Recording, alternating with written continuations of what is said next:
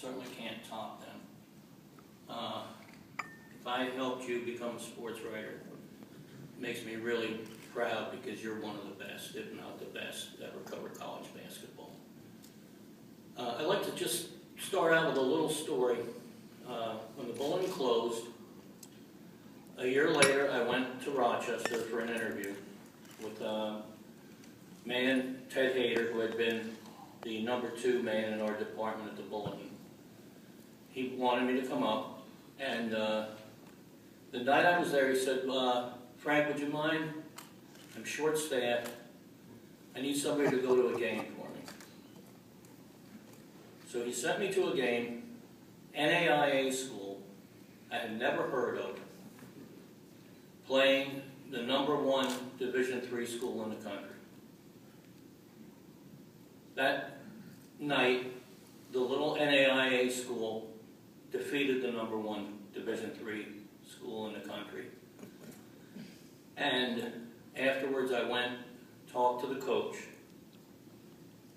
The school was Nazareth. The coach was John Bilovsky. I don't think John or I, at that moment, could have ever assumed that we would be in Atlanta this day. But here we are. And I just want to talk a little bit about the people who really helped me in this business. When I broke in, I dealt with 3 Hall of Fame coaches. Harry Litvak at Temple, Jack Ramsey at St. Joseph's, Jack Kraft at Villanova. What a great way to break in. 24-year-old kid asking stupid questions and them acting like he was the smartest guy in the world. They were great people and absolutely unbelievably great coaches. During my years, I saw some incredible games that I never would have been able to see in person. I can still remember Villanova 90, Penn 47 in the regional finals in '71. I still remember probably the greatest game I ever saw in person. David Thompson, a week after the most horrifying injury I had ever seen on a basketball court, coming back to win the NCAA title, and in the semifinal game when they ended UCLA's streak. It was just an amazing game, a double overtime game, and UCLA was up in overtime by 7, ended up losing by 11. An amazing game. Keith Smart, 18 feet out, left baseline, beat Syracuse. All just amazing games.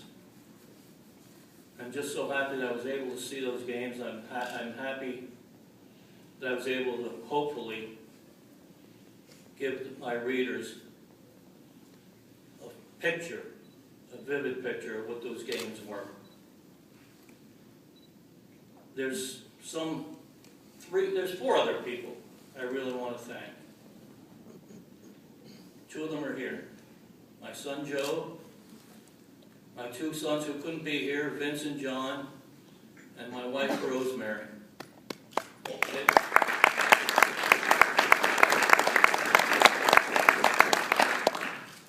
They were the people who did things while I was watching LaSalle, St. Joe's, Syracuse, Georgetown.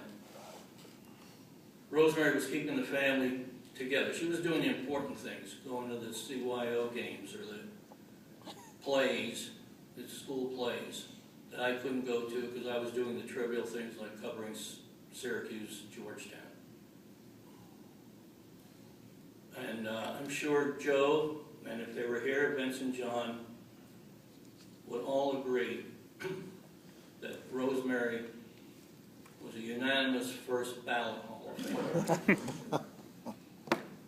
One other person I would like to talk about. That was my colleague at the Bulletin, Frank Brady.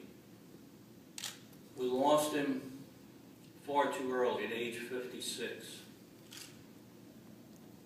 But But for a decade, Frank and I worked together. And Rosemary knows it very well. Sunday afternoons, either on my house or Frank's house, working together, planning the week, calling coaches. He was more than a friend. He was almost a part of me. So, Frank, if you can pull yourself away up there from discussing the 2-2-1 full court press with John Wooden, I just want you to know this is for you too. Thanks a lot.